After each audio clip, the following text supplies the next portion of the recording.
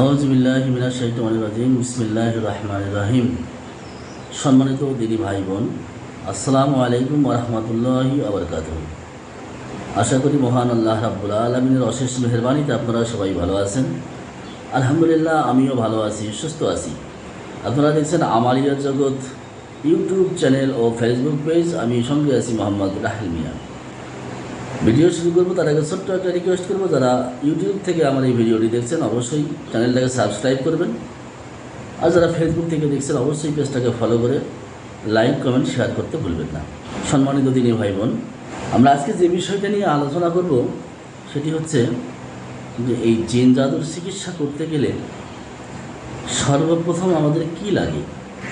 এই জিন জাদুর চিকিৎসা করতে গেলে আমরা এই নিয়ে আজকে আলোচনা করব। সম্মানিত দিনী ভাই বোন, তার আগে একটা কথা বলি, আপনাদের ছোট্ট একটা উদাহরণ দিই। সেটা হচ্ছে, ধরুন আমার সাথে কারো মারামারি লাগছে, এরকম মনে করেন কারোর সাথে মারামারি লাগছে। সেই ক্ষেত্রে হচ্ছে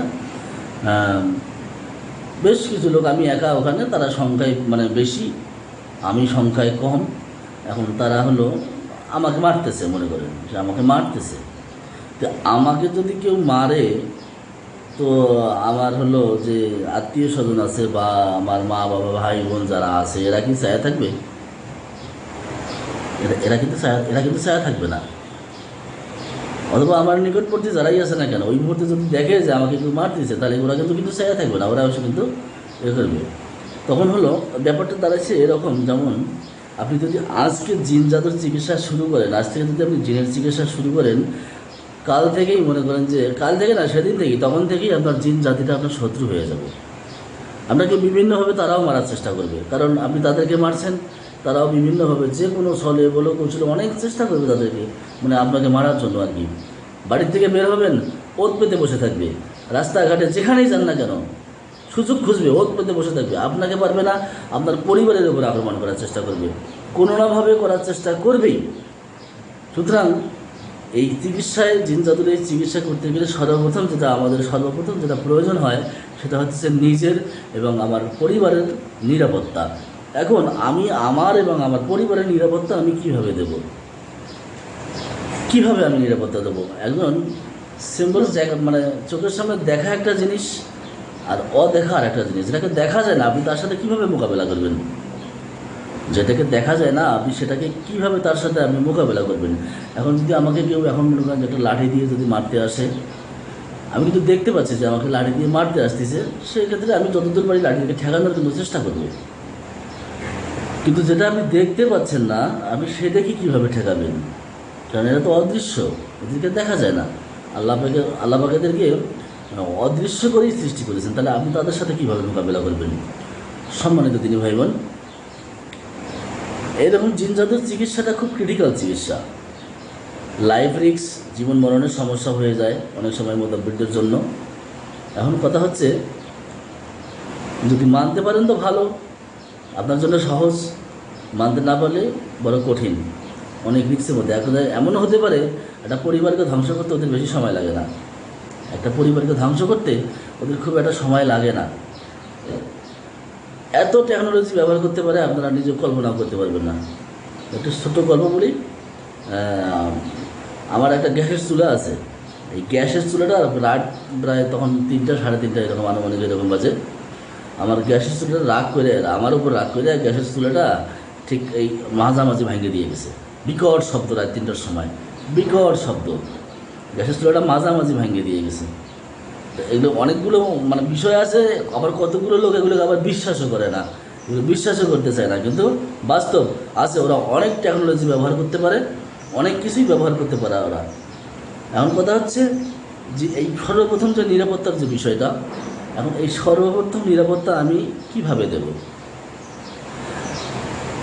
এখন এই নিরাপত্তার জন্য এক একজন এক এক রকমের প্রসেস ব্যবহার করে থাকেন। এক এক মোতাব্বির বলেন, কেউ বলে ফকির, কেউ বলে কবিরাজ, যে যাই বলেন না কেন, যাদের ভাষায় যাই বলেন না কেন। তবে এই নিরাপত্তার ব্যাপারটা এক একজন এক একভাবে প্রসেস করে থাকে। কেউ আয়াতুল কুরসি, চারকুল, আবার অনেক পবিত্র কোরআন মাজিদের অনেক আয়াত আছে, অনেক আয়াত দিয়ে এই নিরাপত্তার বিষয়টা করা যায়। হ্যাঁ, তবে আপনি যদি পুরো কোরআন মাজিদ মানে শুরু থেকে শেষ পর্যন্ত কোরআন মাজিদ পড়ে যদি আপনি শেষ করেন, আপনি নিরাপত্তা দিতে পারবেন না যদি আপনার ভিতরে বিশ্বাস থাকে। আপনার যদি পবিত্র কোরআন মাজিদের একটা আয়াতের প্রতি যদি আপনার অগাধ বিশ্বাস থাকে, আপনি ওই একটা আয়াত দিয়ে আপনি আপনার পরিবারকে নিরাপত্তা দিতে পারবেন ইনশাআল্লাহ।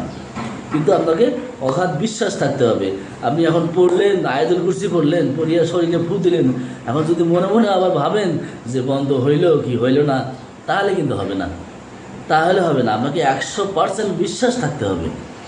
পবিত্র কোরআন মাজিদের যে আয়াতই পড়েন না কেন, আপনার এটাকে 100% বিশ্বাস থাকতে হবে, তাহলে আপনার কাজ করবে।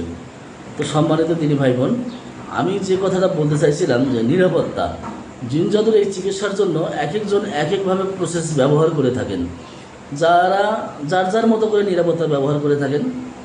তো আমি যে প্রসেসটা ব্যবহার করি সেটা হচ্ছে আমি মঞ্জিলের আমল করি, অর্থাৎ 33 আয়াত। আমি 33 আয়াতের মাধ্যমে আমি আমার এবং আমার পরিবারের নিরাপত্তা দিয়ে থাকি। এটা আমি 24 ঘন্টার জন্য করি, প্রতিদিন রাত্রে করি, 24 ঘন্টার জন্য নিয়ত করি। আগে নিয়ত করতে হবে, নিয়তটাই হচ্ছে আপনার হলো মেইন। নিয়ত যদি ঠিক না থাকে তাহলে সমস্যা। আগে নিয়ত করতে হবে, নিয়ত করে তারপরে আমি 33 আয়াত পড়ি। 33 আয়াত পড়ে তারপরে হলো আল্লাহর কাছে চাই। এভাবে আমি 24 ঘন্টা আমি নিরাপত্তা হলো নিয়ে থাকি। কেউ সকাল সন্ধ্যা দুইবারই করে থাকেন, সকাল সন্ধ্যা আমিও করি, কিন্তু আমি নিয়তটা আমার 24 ঘন্টাই থাকে, যে আমি 24 ঘন্টা পর্যন্ত আমি হলো নিরাপত্তা নিয়ে থাকি। এভাবেই নিয়ে থাকি আর কি, মঞ্জিলের আমলের মাধ্যমে। তো এক একজন এক এক প্রসেস ব্যবহার করে থাকেন, যার যেটা মানে ভালো লাগে আর কি, যার যেটা পছন্দ আর কি, যেটা মনে হয় আর কি। তো আমি এভাবেই করে থাকি আর কি। এরপরে যে জিনিসটার প্রয়োজন হয় আপনার, দ্বিতীয় যেটা প্রয়োজন হয় আপনার রুহানি শক্তি। আপনার রুহানি শক্তি যদি না থাকে, আপনি জিন জাদুর চিকিৎসা করতে পারবেন না। কারণ রুহানি শক্তি কি? রুহানি শক্তি হচ্ছে আপনার ভিতরে ঘুমন্ত থাকা এক শুভ শক্তি, আপনার ভিতরে ঘুমিয়ে থাকা এক শুভ শক্তি। আপনার রুহানি শক্তির পর্বটা আমরা পরে শেষ করব, আর একদিনে জানবো। আমরা আজকে নিরাপত্তার বিষয়টা জানলাম। তো আমি যেভাবে নিরাপত্তা দিয়ে থাকি সেটা আপনাদের জানলাম। আপনারা যেভাবে নিরাপত্তা দেন, এক একজনে এক এক প্রসেস ব্যবহার করে, তো যার যেটা ভালো লাগে আপনারা সেভাবে প্রসেস করতে পারেন, তবে আগে নিরাপত্তা। সম্মানিত দিনী ভাই বোন, আজকে ভিডিওটা এই পর্যন্ত শেষ করব। আগামী নতুন কোনো ভিডিও দেখার জন্য থাকবেন, সুস্থ থাকবেন। আসসালামু আলাইকুম ওয়া রাহমাতুল্লাহি ওয়া বারাকাতুহু।